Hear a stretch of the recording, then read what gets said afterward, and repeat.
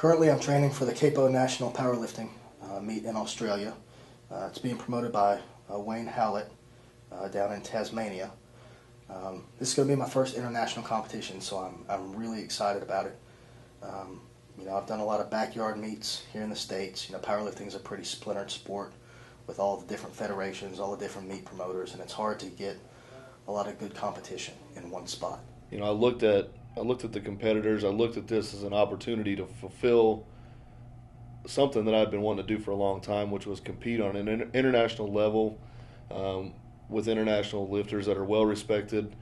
I wanted to put myself on the same platform with the same bar, with the same judges. As some of you may know, Animal is sending a team down, including myself, Brandon Lilly, Eric Lilliebridge, Garrett Griffin, and Richard Hawthorne, all down to Australia to compete pretty much against the world. We're going to have some Russians there, some Australians there. So I think there's some guys from England coming in. So it's going to be a really well-rounded international competition. I feel like it's something big for the future. You have these 5 powerlifters going over there to lift amongst other world-renowned lifters. It's like we're the forefront of something new, So that's big to me. Being a part of Animal, I think it means a lot to me in a lot of matters. Just to represent the brand and myself and prove that I'm somebody that can internationally compete with others and perform well under pressure. You'll see a lot of lifters go towards venues. If it's a good venue, you get better energy, you're actually stronger. You want that energy, and you're gonna have top of the line lifters there, and you can only feed off of that. When you have all those eyes watching you, you want to make sure that you're 100% on and that everything's perfect. You want to make sure that everyone's seeing you at your absolute best. I think the atmosphere is going to be off the chain. These meets in other countries, way different than the United States. They have a bigger following of people, bigger following of fans, and their meets are big time. They amped up. I feed off of energy in meets. Every meet I've done, that's big crowds, a lot of good lifters there. I think we all feed off of that vibe, and I know I do, and usually exceed what I even expect to do myself in that kind of atmosphere. It's kind of like the animal cage. You go in the cage, you have all these people around you, and you just feed off of the energy. As it's gone on, it's more like excitement, trying to see what I have in me to do. So. I always wanted to be a part of powerlifting as a forefront to show the world that it's more than just guys lifting weights. It's camaraderie. It's brotherhood.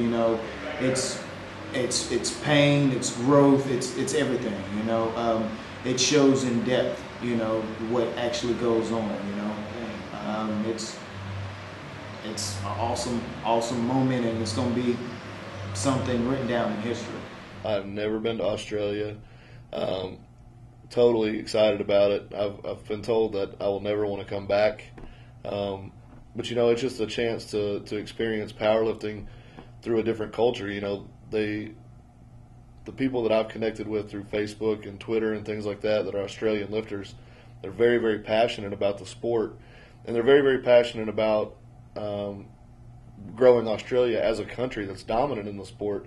And to be honest, I knew very, very little about Australian lifters until the CAPO event. I started looking at some of the numbers, and there are some really, really strong people down there, especially Wayne. I mean, he's putting on the event, but he's going for a near a 900-pound squat raw and a 2,200-pound total. So when you start seeing those kind of numbers being thrown around from such a small community of lifters, you realize that they've got some backbone. They have a voice, and they're trying to be heard. And CAPO seems to be an event that's really going to put them on the map from now on. Got Andre Malinchev's coming, who is probably one of, if not the strongest power lifter in the sport right now. He's squatted 992 with ease, and I foresee him breaking 1,000 pounds, setting the all-time heaviest squat record this weekend at the CAPO. I'm looking for Eric to break a big squat number. I think he'll probably break on the 900-pound squat list. I think there's only been 15, maybe 16 guys to do that so far. And if Eric does it at this meet, he will be the lightest. Unless I also do it, and then I'll be the lightest. But we'll see how that goes. And this CAPO meet, these guys have really started pulling it together, so I'm very excited about it.